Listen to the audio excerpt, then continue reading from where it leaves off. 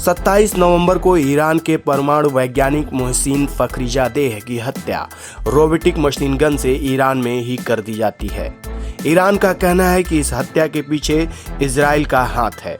ऐसा नहीं है कि ऐसा पहली बार ईरान में हुआ है। इससे पहले भी ईरानी परमाणु कार्यक्रम से जुड़े कम से कम 4 वैज्ञानिक मारे गए हैं और 5वां वैज्ञानिक एक अन्य हमले में गंभीर रूप से घायल हुआ था।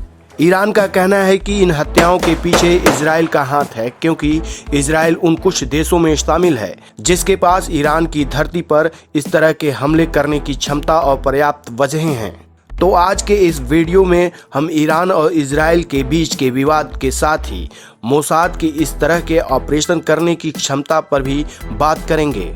उससे पहले आप न्यूज़ इंटरनेशनल को सब्सक्राइब कर लें। सबसे पहले ये समझ लेते हैं कि क्यों ईरान इन हमलों में इजराइल को जिम्मेदार ठहराता है।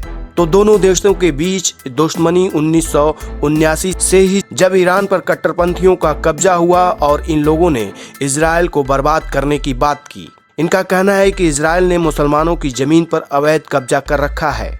ईरान के इसी रुख से दोनों देशों में संघर्ष स्थिति बनी रहती है और जब ईरान अपने परमाणु हथियार विकसित कर रहा है तो इजराइल इसे खतरे के रूप में देखता है, क्योंकि इससे मिडिल ईस्ट में ईरानी प्रभाव बढ़ जाएगा।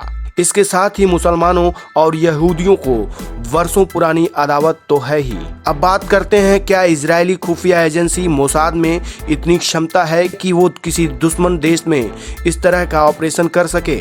इस पर बात करने से पहले ये भी समझ लीजिए कि कुछ विशेषज्ञों का मानना है कि इजरायली ऑपरेशंस में अमेरिका यानी कि CIA का भी सहयोग रहता है। जैसा कि ईरान भी कहता है, तो कुछ का ये कहना है कि इस तरह के काम मोसाद खुद कर सकती है। अमेरिकी इजराइल सहयोग से ऑपरेशंस को अंजाम देने की बात को इससे और बल मिलता है, क्योंकि अमेरिका और इजराइल ने मिलकर स्टक्सनेट कंप्यूटर वायरस विकसित किया। इसे उस वक्त सबसे बड़ा और सबसे महंगा मैलवेयर बताया गया था। इसका असली काम ईरानी परमाणु संयंत्र को निशाना बनाना था और 2007 और 2010 के बीच कई बार इस वायरस का अटैक हुआ भी।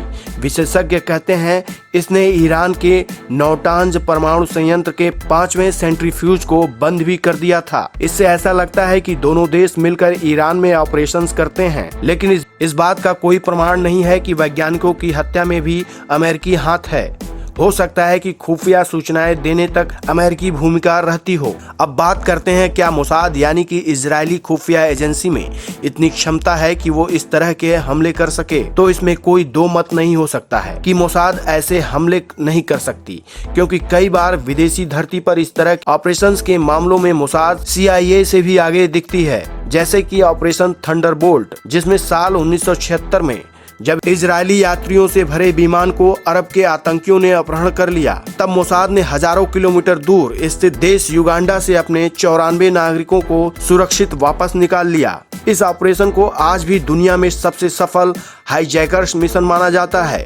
60 के दशक में जब इजराइल ने मिग विमान चुरा लिया था, जिसकी टेक्नोलॉजी उस समय दुनिया में सर्वोत्तम थी। 1972 में हुए म्यूनिख ओलंपिक में इजरायली टीम के 11 खिलाड़ियों के हत्यारों को दुनिया के कोने कोने से ढूंढकर मौत के घाट उतार दिया।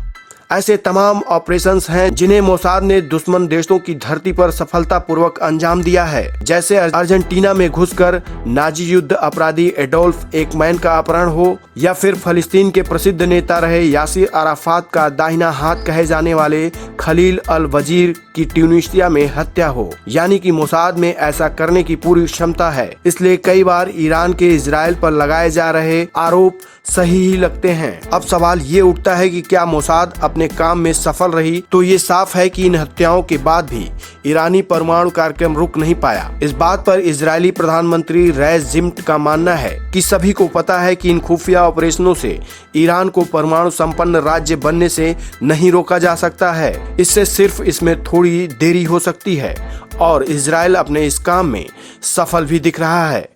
धन्यवाद।